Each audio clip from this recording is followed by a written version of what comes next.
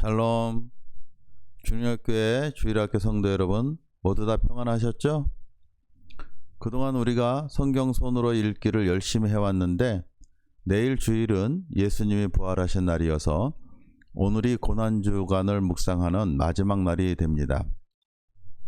오늘 토요일은 예수님이 무덤에 머물러 계신 날입니다. 내일 아침이면 예수님이 부활하셔서 토요일 오늘은 부활을 준비하신 날이라고, 예비의 날이라고 부르기도 합니다. 이날 예수님이 무덤에 계실 때 경비병들이 무덤 앞을 떠나지 않고 무덤을 지키고 있었습니다. 대제사장들과 바리새인들은 예수님께서 사흘 후에 다시 살아나리라 한 말씀을 기억하고 무덤을 지켜달라고 빌라도에게 부탁을 하지만 거절당하고 자기들의 경비병들을 동원해서 예수님의 무덤을 지켰습니다. 자, 이제 본문 강의를 시작합니다. 57절입니다. 저물었을 때에 아리마대 부자 요셉이라고 하는 사람이 왔으니 그도 예수의 제자라.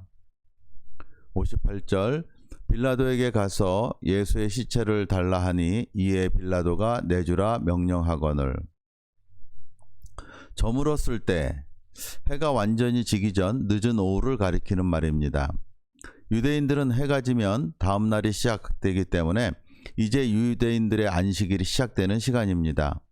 예수님이 오후 3시쯤 운명하셨기 때문에 해가 지는 시간을 오후 6시쯤이라고 보면 예수님이 운명하신 지 3시간밖에 되지 않는 그러한 짧은 시간입니다.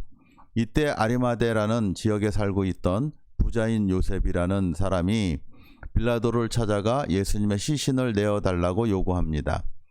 이러한 일의 진행은 유례 없이 매우 빠른 진행입니다. 왜냐하면 로마인들은 십자가에서 처형당한 죄수들을 며칠씩 매달아 두었고, 심지어 죄수가 죽은 이후에도 새들이 시신을 먹도록 내버려 두는 것이 관례였습니다. 왜냐하면 십자가 처형을 받은 사람들은 로마의 반란을 일으킨 반역자들이었고, 다른 사람들에게 두려움을 주고 반역을 하면 어떻게 되는지 경고하는 의미가 있었기 때문이었을 것입니다. 그러니까 예수님은 대제사장들을 비롯한 유대 종교 지도자들에 의해서 로마에 대한 반역자로 고발을 당했고, 빌라도가 사형을 언도함으로 예수님을 반역 죄수로 십자가에 처형하게 됐던 것입니다. 대제사장들이 자기들 법정인 공회에서 신성모독죄라고 판결을 해놓고는 빌라도의 법정에서는 반역자로 몰아 고발을 했던 것입니다. 하나님을 섬긴다는 대제사장들이 참으로 부끄러움도 모르는 염치 없는 짓을 서슴없이 저지른 것입니다. 사실 평소대로라면 지식과 인격을 자랑하고 권위를 자랑하는 레위지파 이 대제사장이라는 사람들이 사탄의 하수가 되어서 예수님을 죽이려는데 혈안이 되어 염치를 모르는 시정잡혀보다 못한 모습으로 변해버린 것입니다. 그럼에도 불구하고 아이러니하게 예수님의 장례가 신속하게 이루어지게 된 것은 아리마대 요셉의 시신 양도 요구도 있었지만 대제사장들이 빌라도에게 요구한 일이기도 했습니다. 유대인들은 안식일을 대단히 중요하게 생각하고 안식일을 거룩하게 지키기를 원했습니다. 그런데 예수님의 시체를 십자가에 매달아 놓고 안식일을 지낸다는 것은 매우 불쾌하고 불편했을 것이기 때문에 빌라도에게 빨리 시체를 치워달라고 부탁을 했을 것입니다. 빌라도는 이들의 요구를 허락하고 예수님의 시신을 아리마대 사람 요셉에게 인도합니다. 그러면 아리마대 요셉이라는 사람은 어떤 사람이었을까요? 아리마대 요셉은 부자였고 공회원이었다고 성경이 소개를 하고 있습니다. 공회원은 사내들인 공회원을 말하는데, 사내들인은 유대 사회의 최고 법원에 해당하는 재판기구였습니다. 그러니까 아리마대 요셉은 부와 권력을 모두 가진 남부러울 것이 없는 사람이었습니다. 요셉이란 그의 이름 앞에 아리마대라는 말이 붙는데, 이 아리마대는 예루살렘에서 32km 떨어진 도시 이름입니다. 그러니까 요셉이 아리마대란 도시 출신의 사람이라는 말입니다. 요셉은 예수님에 대한 믿음이 있었지만 그 믿음을 숨기고 있었습니다. 그 이유를 요한복음 19장은 유대인들이 무서워서 숨겼다고 기록하고 있습니다. 대다수의 유대 종교 지도자들이 반대하는 예수님을 믿는다고 하거나 동조했다가 출교가 될 수도 있고 재산을 빼앗길 수도 있으며 공회원 자격을 박탈당할 수도 있었기 때문입니다. 자기가 예수를 믿는다고 밝혔을 때 받을 그러한 불이익이 너무도 두려웠다는 것입니다. 그런데 요셉에게 변화가 일어나게 됩니다. 예수님께서 십자가에 매달려 죽으시게 되자 그는 로마 총독 빌라도에게 가서 공개적으로 예수님의 시체를 요구합니다. 이제 공개적으로 자신의 믿음을 드러내는 것입니다. 어쩌면 빌라도가 예수님의 시신을 선뜻 내준 것으로 보아 자신의 공회원 신분을 당당하게 드러내므로 신분이 확실한 사람인 것을 증명했을 것으로 보입니다. 예수님 때문에 잃어버릴까 두려워했던 신분을 오히려 예수님을 위하는 일에 사용한 것입니다. 우리도 그리스도인의 정체성과 믿음에 대하여 부끄러워해서는 안 됩니다. 우리가 주님을 부끄러워하면 주님도 우리를 부끄러워하시고 우리가 주님을 자랑하면 주님도 우리를 자랑한다고 하셨습니다. 요셉은 담대하고 당당한 모습으로 정성껏 예수님의 시신을 장례에 치릅니다. 59절로 60절입니다. 요셉이 시체를 가져다가 깨끗한 세마포로 싸서 바위 속에 합한 자기 새 무덤에 넣어두고 큰 돌을 굴려 무덤 문에 놓고 가니. 본문에 나오지는 않았지만 요한복음 19장의 말씀에 따르면 예수님의 장례를 도운 사람이 또 한 사람 있었습니다. 요셉과 마찬가지로 공회원이자 예수님의 숨은 제자였던 니고데모입니다. 그도 요셉처럼 자기가 그리스도인이라는 사실을 커밍아웃할 정도로 담대한 믿음의 사람으로 거듭나 있었습니다. 예수님께 어떻게 하면 거듭날 수 있냐고 물었던 니고데모가 그 질문에 대한 응답, 즉 거듭남의 비밀을 몸소 체험함으로 확실하게 응답받았습니다. 예수님의 십자가 사건의 효력은 이후 주 예수의 이름과 십자가 구원 사역을 믿는 만인들의 죄 문제를 해결하는 능력이 되었을 뿐만 아니라 당장 골고다 십자가 현장에서 백부장과 그 일행을 변화시키고 요셉과 니고데모를 거듭나게 하는 놀라운 하나님의 능력으로 나타난 것입니다. 61절입니다. 거기 막달라 마리아와 다른 마리아가 무덤을 향하여 앉았더라. 예수님의 십자가 죽음의 현장에 있었던 여인들 중 2명이 예수님의 장례 현장까지 따라왔습니다. 막달라 마리아와 또 다른 마리아가 그들이었습니다. 그들은 무덤을 향하여 앉았다 했는데 이 여인들은 예수님의 죽음도 처음부터 끝까지 다 살펴보았던 것처럼 장례 절차를 처음부터 끝까지 다 살펴보았다는 표현 같습니다. 이 여인들은 예수님이 부활하고 난 후 빈 무덤을 최초로 목격했던 사람들이기도 합니다. 이 여인들이 예수님의 사역의 현장마다 반드시 있었다는 것은 우연일까요? 4세기 중엽 뛰어난 교부이자 유명한 설교가인 요한 크리소스톰은 이 여인들에 대하여 다음과 같이 설교를 한 적이 있습니다. 이 여인들의 용기를 보았는가? 그 애정을 보았는가? 금전을 쓰는 고귀한 정신을 보았는가? 죽음에까지 이르는 그 고귀한 정신을 보았는가? 남자들이여 이 부인들을 본받자. 유혹을 받아도 예수를 떠나지 말자.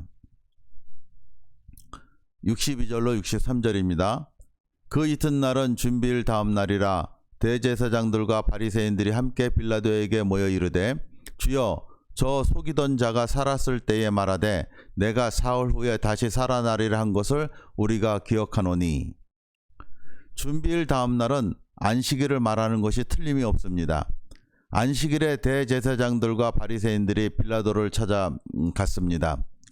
율법을 기준으로 하면 안식일에 예배하는 일 이외에 다른 일을 하기 위해 돌아다니는 일을 하는 이들의 행동은 명백한 불법입니다. 그렇지만 그들은 예수를 십자가에 죽인 자기들의 행동을 정당화하고 뒤탈을 없앤다는 구실로 거리낌 없이 불법을 행합니다.